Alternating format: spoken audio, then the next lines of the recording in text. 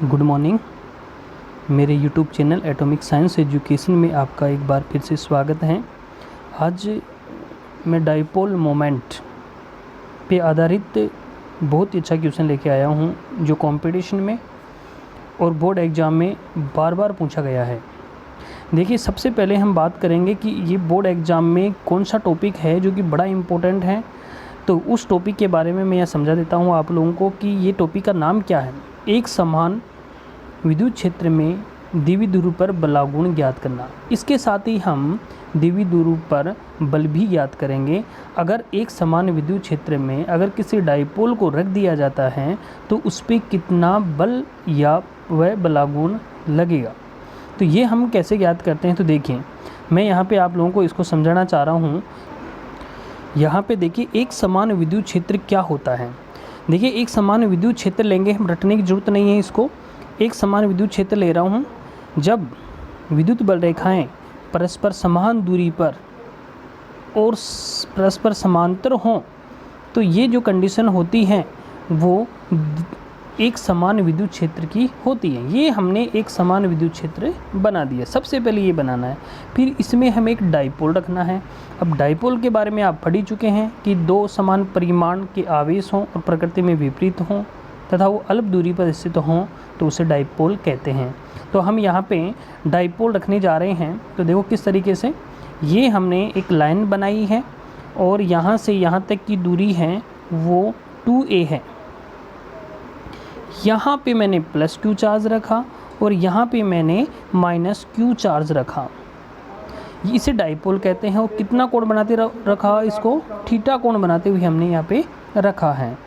अब मैंने आपको पहले भी बता चुका हूँ कि जब किसी आवेश को विद्युत क्षेत्र में रख देते हैं तो उस पर एक बल कार्य करता है और उस बल का सूत्र होता है QE। याद रखना, जब भी किसी आवेश को विद्युत क्षेत्र में रख दें तो कितना बल, आवेश को विद्युत क्षेत्र से क्या कर दो, गुणा कर दो। लेकिन प्लस आवेश के कारण उसकी डायरेक्शन विद्युत क्षेत्र की क्या होगी, दिशा में होती है। ये हमने इस दिशा में लगा दिया है। और माइनस Q आवेश के कारण उसकी दिशा उसके क्या होती हैं, विपरीत दिशा में होती हैं। अब आप देख रहे हैं कि ये QE और ये माइनस QE दोनों का परिमाण तो समान है लेकिन प्रकृति विपरीत, एक पॉजिटिव है और एक क्या है, नेगेटिव है। इसलिए अगर दोनों को जोड़ते हैं तो टोटल वैल्यू कितनी आती है, 0 आती है। QE प्लस माइनस क्या बताइए, QE, और ये टोटल कितना हो चुका आपका, 0। तो इस तरीके से मैं बता देना चाहता हूँ, सबसे बड़ा इंपॉर्टेंट क्वेश्चन है कि किसी डाइपोल को अगर एक समान विद्युत क्षेत्र में रख देते हैं तो उस पर कुल बल का मान कितना होता है, 0 होता है। और जब बल शून्य होगा तो रेखीय विस्थापन नहीं होगा, अतः डाइपोल का रेखीय विस्थापन नहीं होता है। लेकिन आप देख रहे हैं कि दोनों बलों की क्रिया रेखाएँ क्या हैं, अलग अलग हैं। दोनों अलग अलग जगह से बाहर निकल रहे हैं। तो ये दोनों बलों की क्रिया रेखा अलग अलग होने के कारण और परिमाण में समान होने के कारण ये इस डाइपोल मोमेंट को इस तरीके से घुमाने का क्या करते हैं, कार्य करते हैं। देखो, ये इस तरीके से घुमाने का क्या करते हैं, कार्य करते हैं। और यहाँ पर जैसे ही हमने ये विद्युत क्षेत्र बनाया, ये विद्युत क्षेत्र हमने लिया है और ये डाइपोल को इस तरीके से लाने की क्या करते हैं, कोशिश करते हैं। जो इस तरीके से हमारा माइनस Q और प्लस Q था उसको इस तरीके से घुमाने की क्या करते हैं, कोशिश करते हैं। तो इसे हम बल आघूर्ण कहते हैं।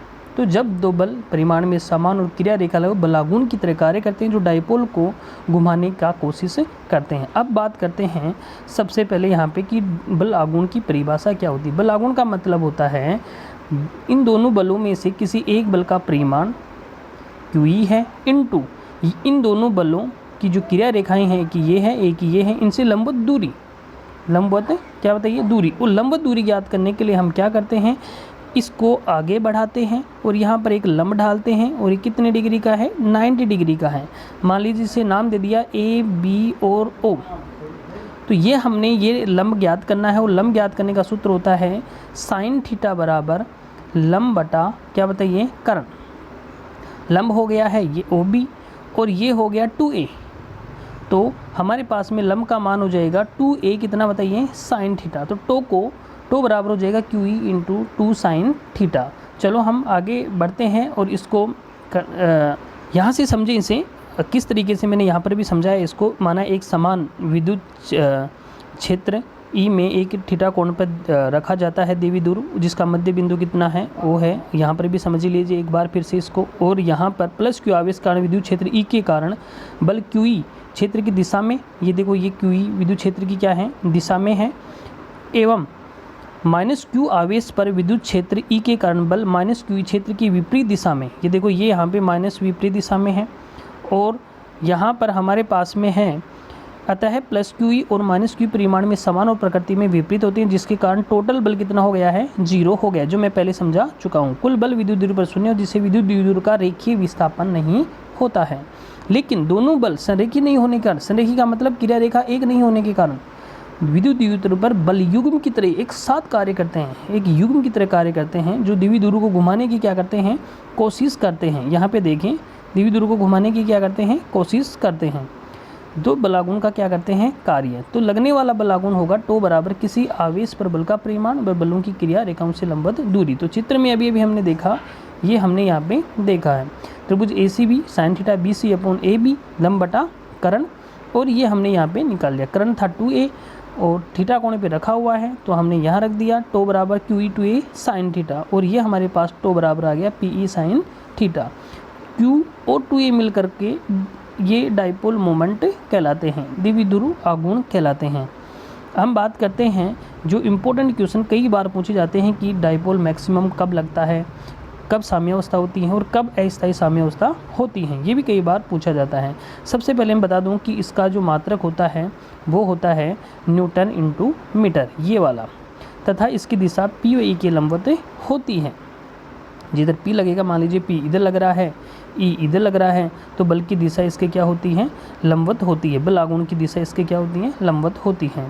दूसरी बात, अगर हम मान लीजिए हमारे पास में डाइपोल ये विद्युत क्षेत्र है और इसके ऊपर जो डाइपोल है वो 90 डिग्री का कोण बनाते हुए रखा हुआ है, माइनस क्यू और प्लस क्यू, तो इसे घुमाने में ज़्यादा ताकत लगेगी।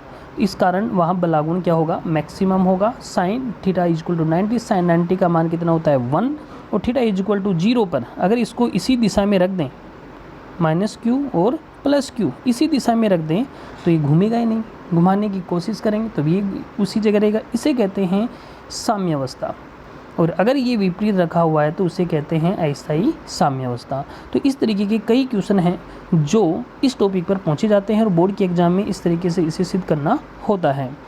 अब मैं डाइपोल के यहाँ पे क्वेश्चन कंप्लीट होते हैं, इसलिए अब हम डाइपोल पे आधारित नीट JEE के क्वेश्चन लेकर के हम अगली वीडियो में आएंगे। इसलिए हमारी वीडियो को सब्सक्राइब कीजिए और नई वीडियोस देखने को मिलेंगे आपको, और पूरा जो भी टॉपिक है, जो भी क्रम वाइज टॉपिक हैं वो आपको यहाँ पे मिलेंगे। धन्यवाद।